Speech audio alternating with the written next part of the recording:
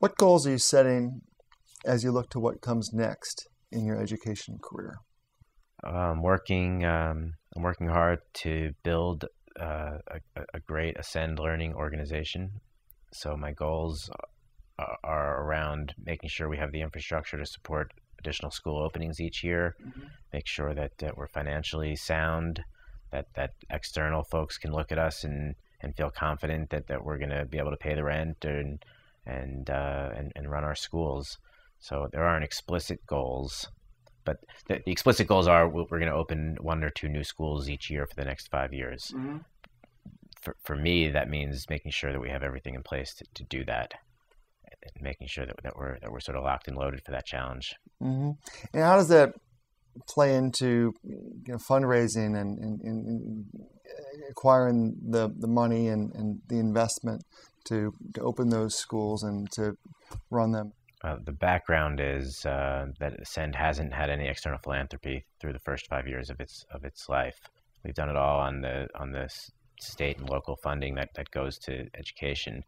However, given that we want to grow a little faster and we want to bring our model to more scholars in the neighborhoods we serve, we have reached out for some external funding, and that's been a great challenge to put together a comprehensive business plan and go through a strategic planning process with the leaders of our current team and think about what the organization should look like, to be able to show it off to potential external funders and show that we have the senior leadership, we have the right folks on the ground, we have the right school directors, and we have the right model that they want to fund and they want to support and they want to help us open 1 or 2 schools a year for the next 5 years.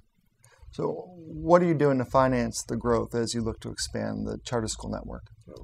Well, up until now, we've done it all through the per pupil funding that we receive from New York City and New York State, and a little bit of federal funding that goes to under-resourced communities. But now that we're trying to ramp up our growth, we've reached out to some external funders to see if they want to get on board and help us jumpstart the growth. Some extra funding to help build out the team. Something that we realized, the new school year starts July 1st, and that's when we get our new budget for the next year. But school opens September 1st. That's only 2 months away. So if we're going to hire people starting July 1st to run those schools in September, it's an awfully hard July and August. So I've realized we need to get these people on board in March and April, and that's next year's budget before it's accessible. So that requires a little bit of additional money, and that's where we've started to look around and source that additional funding. When you're making those presentations to raise that money, what are you finding are the important bullet points that get the investors or institutions' attention? They want to see that we have a model that works. So we have data, we have academic data, we have financial data that shows that we are making a difference, that our students are learning. They want to know that we have the right leadership to act, to keep that structure intact and to continue those results.